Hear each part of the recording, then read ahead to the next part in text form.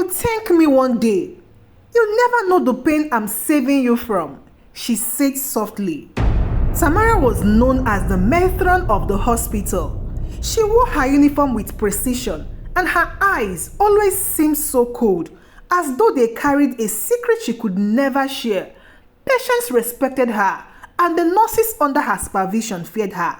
She had worked at the hospital for over 20 years, and though her methods were strict, no one doubted her dedication. But there was something unusual about Tamara, something no one dared to question. At odd hours, she could be found in the hospital nursery, standing by the cribs of newborn girls. Her hands moved methodically as she pressed their tiny chests with a small broomstick. She always walked alone, muttering to herself words that no one else could hear. The babies would cry softly, their delicate bodies too fragile to resist, and Tamara's expression would harden, as though she was performing a duty only she could understand. Another girl saved, she would whisper to herself, her voice barely audible. They would thank me later.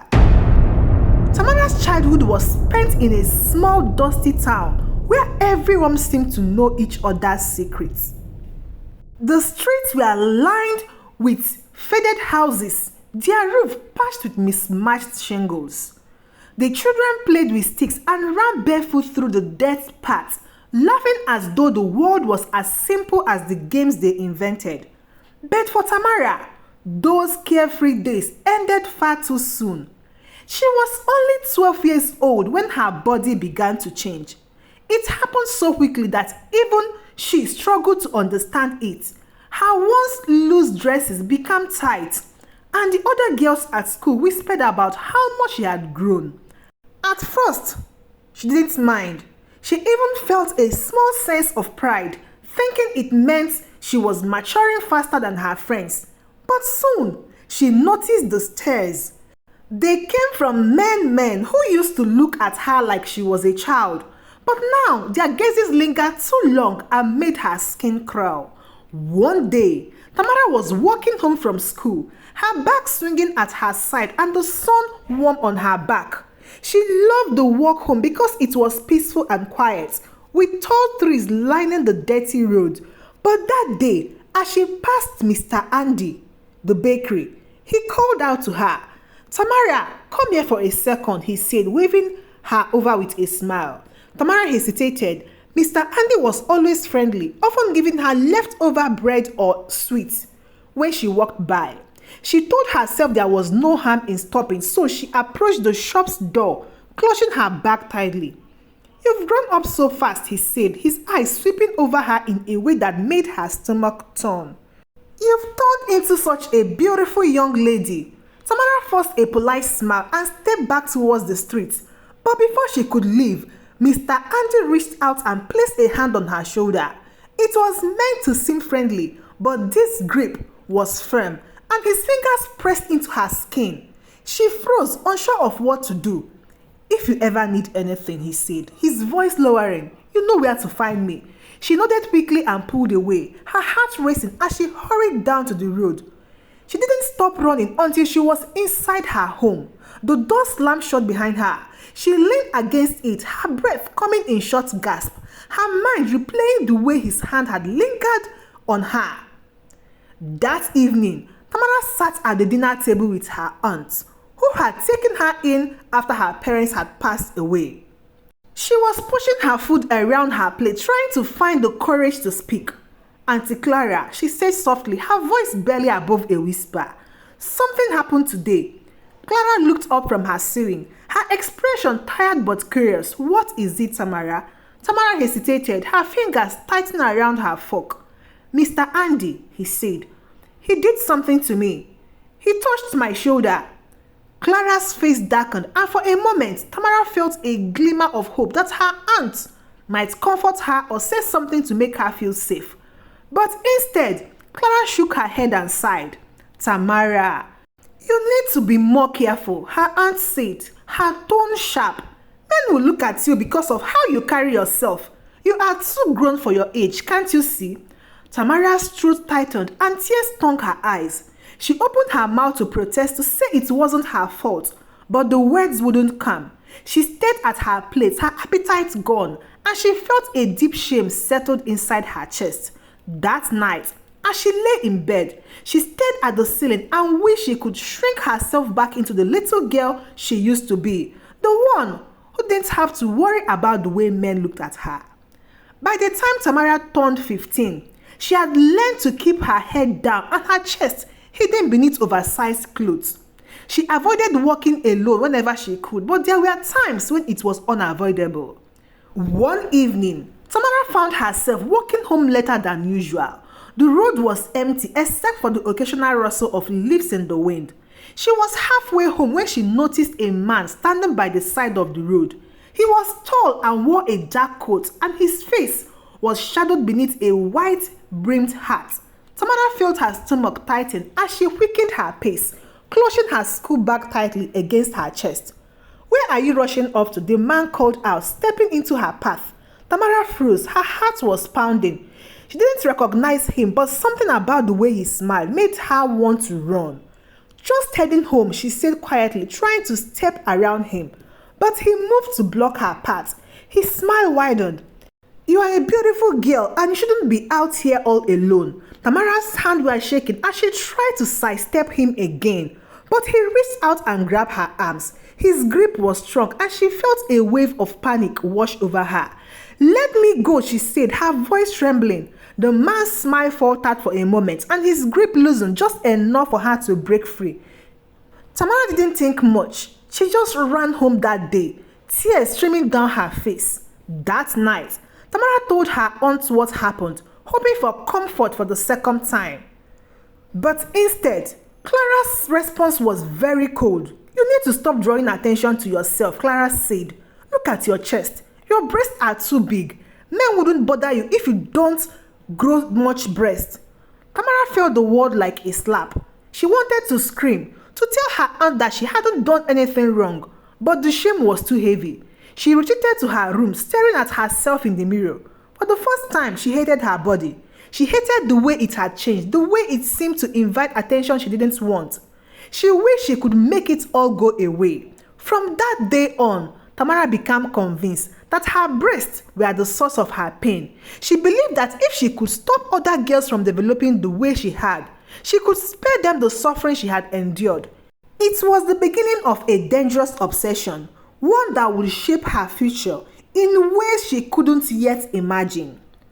Tamara's mission had started as a desperate attempt to prevent others from living through what she had endured. She believed that her pain could be a lesson, that the suffering she carried could be used to save young girls from the same fate. It began quietly, almost innocently with the best of intentions. But over the years, her actions grew darker and more obsessive. As a young nurse, Tamara had always been drawn to the maternity wards. The sight of newborn babies, so small and fragile, filled her with a mix of hope and fear. She saw the girls as blank slates, untouched by the horrors of the world, and she felt a duty to protect them. Whenever she saw a baby girl, she thought of herself as a child, how carefree she had been before her body betrayed her, before the world became a dangerous place. At first, she would gently press on the chest of newborn girls during routine checkups, telling herself it was harmless. But as time passed on, she became more deliberate. She started bringing a small smooth broomstick into the nursery at night. She would wait until the hospital grew quiet and the halls were empty, then slip into the nursery, her footsteps soft against the polished floors. Tamara would approach a crib and peer down at the tiny baby inside. Her hands, steady and practiced, would lift the broomstick and she would press it firmly against the baby's chest, whispering words of reassurance that were more for herself than for the child. "You will thank me one day," she would say softly. "You will never know the pain I've saved you from."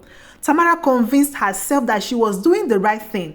Even as the baby's cries filled the room, she would live each night with a sense of grim satisfaction, believing she had done her duty. Over time, the ritual became second nature to her, a secret she carried alone. Tamara's daughter Evelyn was the one person who could pierce through her cold exterior. Evelyn was 16 years old, full of life and curiosity, and her bright energy often clashed with her mother's stern demeanor. Tamara loved her deeply, but her love was twisted by fear. She saw Evelyn growing up, becoming a young woman, and it terrified her. Evelyn had always admired her mother's dedication to her work, but she didn't understand why Tamara was so strict. She wasn't allowed to wear anything that showed her shape, and Tamara would often inspect her clothes before she left the house. "Why can't I wear this?" Evelyn asked one morning, holding up a fitted blouse. Tamara looked at it and shook her head. "It's too tight. You don't want people looking at you like that." Evelyn rolled her eyes. "Mom, it's just a shirt. No one's going to care." But Tamara's face hardened. "You don't understand, Evelyn. People notice these things. You need to be careful." Evelyn didn't argue, but she couldn't hide her frustration. She felt like her mother was treating her like a child, or worse, like she had done something wrong by existing. Evelyn began noticing her mother watching her more closely as she grew older. Tamara's eyes would linger whenever Evelyn walked into the room, as though she was searching for something. It made Evelyn uncomfortable, but she didn't know how to bring it up. One evening, Evelyn was sitting at the kitchen table doing her homework when Tamara sat down across from her. "You are growing up so fast," Tamara said quietly. Evelyn looked up, surprised by her mother's tone. "Is that a bad thing?" Tamara hesitated, her fingers tapping against the table. "No, but it means I need to protect you more. There are things you don't understand yet." "What kind of things?" Evelyn asked, her brows furrowing. Tamara didn't answer. She simply got up and walked away, leaving Evelyn with a sinking feeling in her chest. One night, Evelyn woke up to find Tamara standing over her bed. The room was dark except for the faint light from the hallway, and Tamara's shadow loomed over her. Evelyn blinked, her heart pounding as she tried to make sense of what was happening. "Mom, what are you doing here?" she asked, her voice grudgy but laced with fear. Tamara was holding a small broomstick, her hands steady and her expression unreadable. "This is for your own good," she said firmly. Evelyn sat up, pulling the blanket around her. "What are you talking about? Put that down, Mama." Tamara shook her head. "You are growing too fast, Evelyn. I need to protect you before it's too late." Evelyn's voice cracked as she pleaded with her mother. "Please, Mom, you are scaring me. I'm not a little kid anymore." Tamara's hand trembled for a moment, but her determination took over her. She pressed the broomstick against Evelyn's chest, her movement deliberate and firm. Evelyn screamed, trying to push her mother away, but Tamara's grip was strong.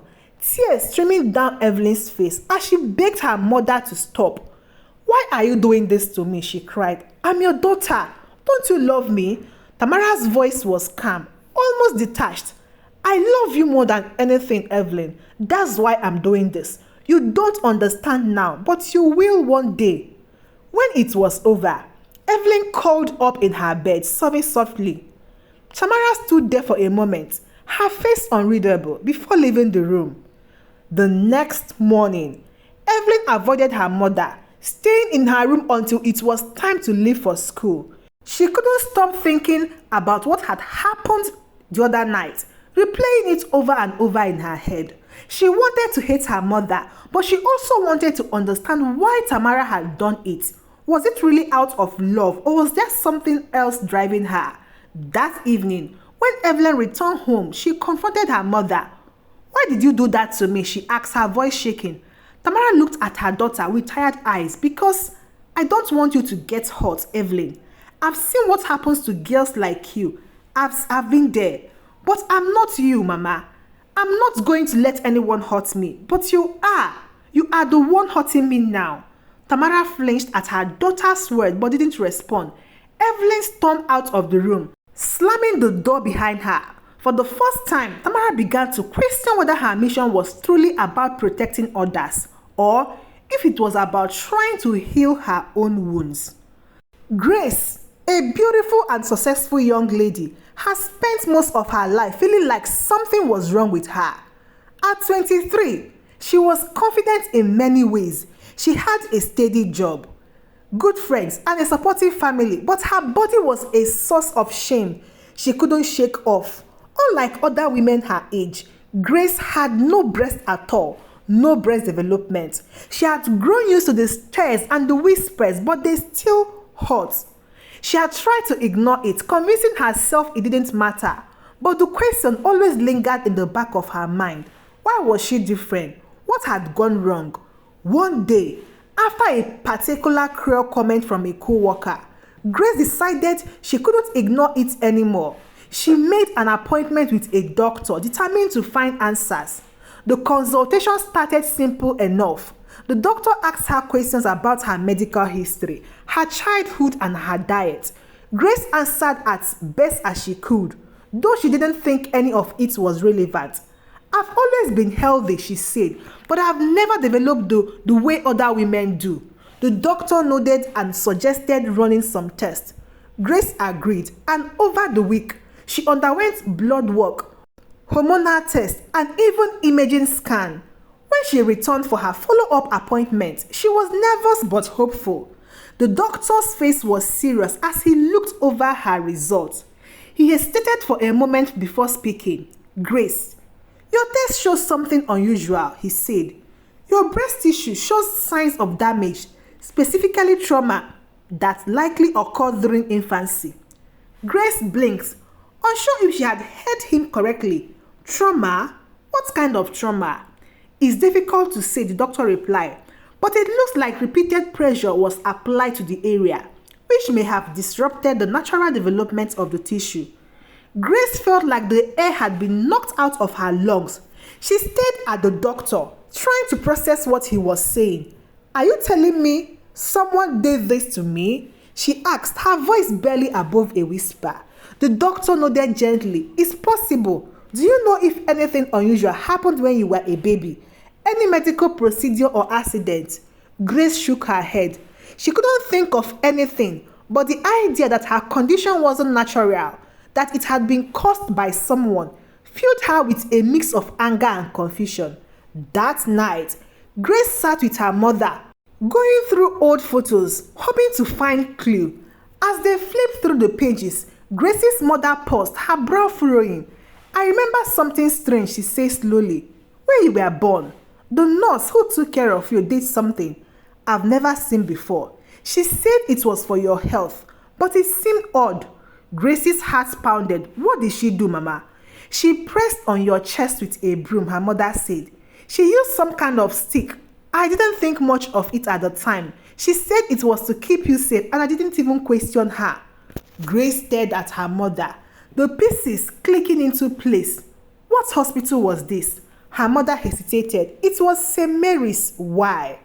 Grace didn't answer. She grabbed her phone and started searching for information about the hospital on the internet, her hands shaking. It didn't take long for her to find the information she was looking for. The next day, Grace drove to St. Mary's. She sat in her car outside the hospital for what felt like hours, her anger and curiosity battling for control. She thought about all the years she had spent feeling ashamed, all the time she had been teased or questioned, and she knew she couldn't live without answers.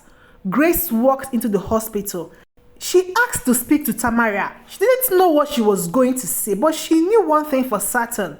She wasn't leaving until she found the truth. She had been robbed, and she wasn't leaving until she found out why. She made her way to the maternity wards, her shoes tapping against the polished floor. When she reached the nursery, she stopped, her breath caught. As she peered through the window, there, standing over a crib, was Tamara. She looked calm, almost robotic, as she pressed a small broomstick against the chest of a crying newborn girl. Grace pushed open the door with a loud bang, making everyone in the room jump. Tamara turned sharply, her eyes meeting Grace's with a flash of surprise. Grace's voice trembled with rage as she spoke. What are you doing to that baby? Grace demanded, stepping closer. Tamara's expression remained calm, though there was a flicker of unease in her eyes. I'm protecting her, she said firmly. You wouldn't understand. Grace's hand shook as she pointed at herself. Understand? Look at me. You did this to me. Do you know what it's like to grow up feeling like you're broken? To feel like you don't belong because someone like you decided to play God? Tamara's grip on the broomstick tightened. "I saved you," she said, her voice steady but cold. "You don't know what would have happened to you if I hadn't intervened. The world is cruel to girls like us." Grace stepped closer, her voice rising. "You didn't save me. You destroyed me. You stole something from me that you had no right to take." The tension in the room was thick as the nurses and security arrived, unsure of what to do. Grace's anger finally broke through Tamara's composure, and the older women lowered the broomstick. Her shoulder was sagging as security restrained her. Tamara looked at Grace with a strange mix of defiance and regret. "You will see," Tamara muttered. "One day, you will understand why I did it."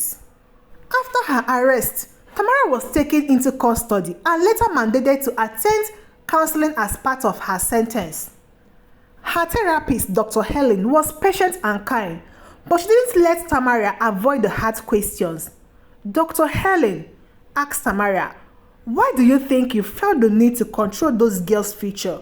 Why did you feel it was your responsibility?" Tamara stared at the floor, her hands clenched in her laps. "Because no one protected me," she said softly. "No one stopped them from looking at me, from touching me. I thought if I could stop it from happening to someone else, it would make what I went through worth it." Dr. Helen leaned forward. "But did it help? Did hurting those girls take away your pain?" Tamara's voice broke as tears filled her eyes. "No," she whispered. "It just made everything worse." For the first time in decades, Tamara allowed herself to feel the full weight of her actions. She realized that she hadn't been protecting those girls. She had been projecting her own pain onto them, trying to rewrite her past through their lives. It was a painful truth, but it was the beginning of her healing. While Tamara was facing her own reckoning, Grace was transforming her pain into purpose. The confrontation at the hospital had been the catalyst she needed to step forward and speak out. Years had passed since the event that changed so many lives.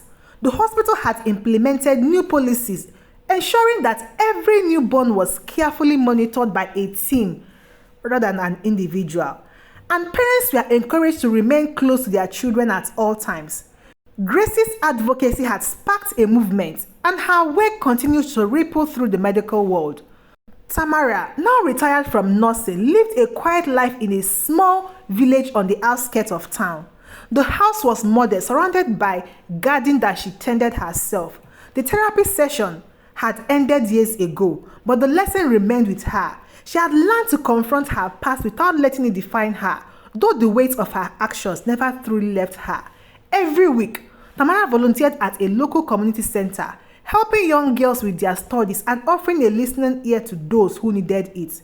She never told them about her past, but her gentleness and patience made her a comforting presence.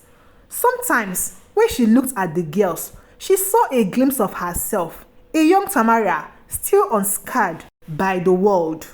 Months later, Tamara sat alone in her living room. A small photo frame was in her hand. It was a picture of herself as a young girl, her smile wide and carefree, taken long before the world had taught her to be afraid. Tears slid down her cheeks as she whispered, "I'm sorry, I didn't know." Across town, Grace was standing in front of another crowd, her voice strong and clear as she addressed a group of medical students. "Trauma blinds us," she said. "It makes us think we are protecting ourselves when we are really hurting others. But knowledge and courage can break that cycle. We owe it to ourselves and to future generations to do better." Evelyn, Tamara's daughter, had left town long ago due to her mother's maltreatment. As the years went by, Tamara and Grace's life remained intertwined in quiet and unexpected ways. Tamara continued to volunteer, finding solace in helping others, while Grace's work inspired countless women to stand up for themselves and their children. The story of Tamara and Grace is not just about the mistake of the past or the courage it takes to heal. It is also a reminder that the circumstances surrounding our birth can shape our life in ways we may never fully understand. Have you fully wondered about the moments that define your first days in this world? The quiet decisions made by strangers, the hand that cared for you, or even the traditions or practices carried out in the name of protection. Perhaps the features you've questioned, your small frame, your uneven growth, or the things you thought were flaws might have roots deeper than you realize. But no matter the answers you uncover, this story teaches one thing above all. You are not defined by your past or the decisions of others. Your worth is not measured by the size of your body, the shape of your features, or the scars you carry. What defines you is your ability to embrace who you are, to forgive where forgiveness is needed, and to find strength in moving forward. Let this story inspire you to ask the deep questions, to seek the truth about yourself, and to stay positive even when the answers are difficult. Our lives are shaped by many factors, but it's how we choose to grow from them that truly define us. As Grace said, we can't change the past, but we can break the cycle. We can protect ourselves and others by seeking knowledge, speaking up, and embracing our stories, flaws and all. So ask yourself, what story does your body tell? And how will you use that story to create a better, brighter future for yourself and those around you? Thank you so much for watching. And please, don't forget to share this story with your family and your friends whom I love to see them. Till I see you again in my next story. Goodbye.